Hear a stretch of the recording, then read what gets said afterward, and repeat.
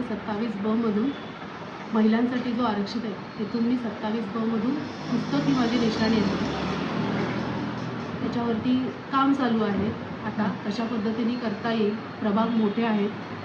4 panel 4 ward एकत्र आलेले आहेत. खोब्रासवाडी, अंबिकानगर, पाथर्डी आणि टिळक. आता 4 लोकांपर्यंत पोचणं एवढं दिसतं तसं सोपं नाही आहे. आणि वेळ खूप कमी ठेवला आहे महापालिकेने. आणि त्याच्या व्यतिरिक्त असं पण आहे की लोकांपर्यंत जनजागृती महापालिकेने करायला पाहिजे होती, ती केली गेलेली नाही आहे. त्यामुळे लोकांना कळत नाही आहे नक्की मतदान कसं झालं पाहिजे आणि किती वेळा करायचं. लोक त्यांच्या सोयीने विचारतात की असं करायला पाहिजे का, तसं करायला पाहिजे का.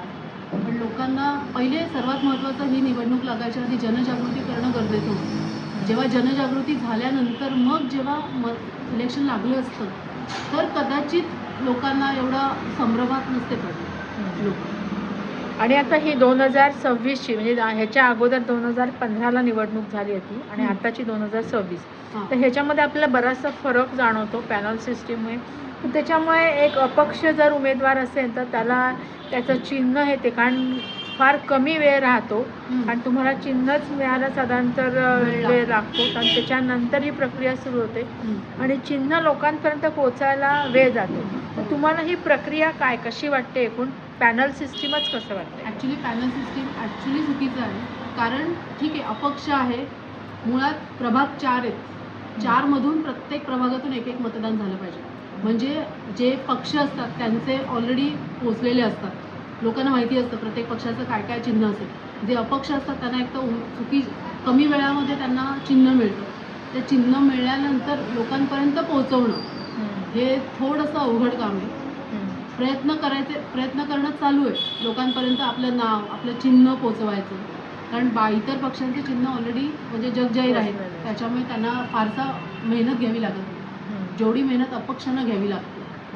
त्याच्यामुळे अपक्ष एकच विषय असा आहे की जसं तुम्ही बाकीच्या लोकांना चिन्ह पटकन मिळतं तसंच अपक्षांना चिन्ह लवकर देऊन किंवा जर थोडासा अजून कालावधी वाढवला असता तर आता कसं वेळ खूप कमी आहे आणि प्रभाग मोठे आहेत. आता 3 तारखेला चिन्ह मिळालं आहे मला आणि 15 तारखेला आपलं मतदान आणि 13 तारखेला मला वाटतं 13 तारखेला संध्याकाळी 5 वाजेपर्यंतच आपल्याला प्रचार करायचा. या किती दिवस मला वाटतं 8 दिवसाचा कालावधी आहे बरोबर ना. 3 तारखेपासून ते 13 तारखेपर्यंत 10 दिवसच असतील. 10 ते 15 त्या 15 दिवसात 40,000 लोकांपर्यंत पोहोचायचं आहे. कसं शक्य?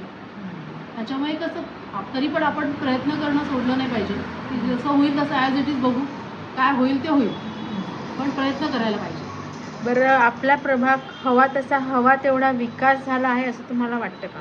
आता विकास झाला आहे किंवा नाही आला आहे लोकांना तुम्ही जास्त विचारलं तर बरं पडेल. कारण मी जसं फिरते तसं त्या पद्धतीने विकास म्हणजे या प्रभागामध्ये हा सुशिक्षित प्रभाग आहे.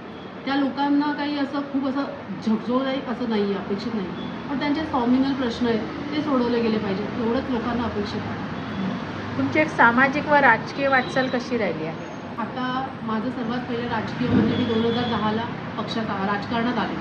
तेव्हा लोकांनी मला जी माझी ओळखच नव्हती तरी पण लोकांनी मला निवडून दिलं. एक विश्वास होता की सुशिक्षित उमेदवार निवडून आल्यानंतर काहीतरी बदल घडेल आणि तसं त्या पद्धतीने लोकांना मी बदल घडवून द्यायचा प्रयत्न पण दिला. माझ्या परीने खूप प्रयत्न करून दिला.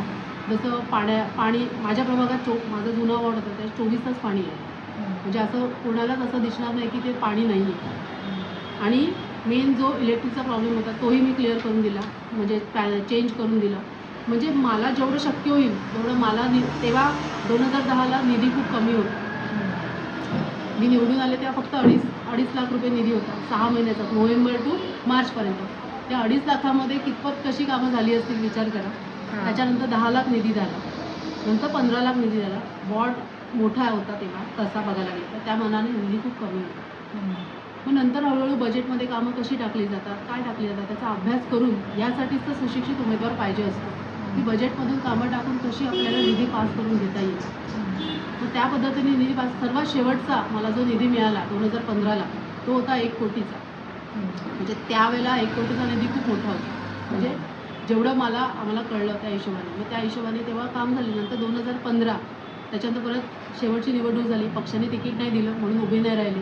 पक्षाने एक म्हणतात ना शिंदेसाहेबांच्या शब्दाखातर मी उभी नाही राहिली की राहू देत मग मी हे केलं. पण आता जर सगळ्या सीट यांना गेल्या तर आपण उभं आपल्याला पण आपलं कळलं पाहिजे ना, आपण किती उभं राहतो. लोक आपल्याला काय विचार करतात ते पण आपल्याला कळेल, म्हणून अपक्ष उभं राहिलो. बरं, 15 जानेवारीला मतदान होत आहे, तुम्ही मतदारांना काय आव्हान करू इच्छिता? काही नाही, यावेळेला माणूस बघून मतदान करा.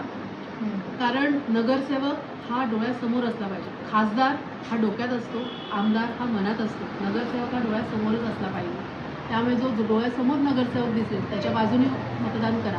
हीच अपेक्षा. माझं चिन्ह आहे पुस्तक. पुस्तकाला जास्तीत जास्त मताने निवडून द्या, एवढीच अपेक्षा.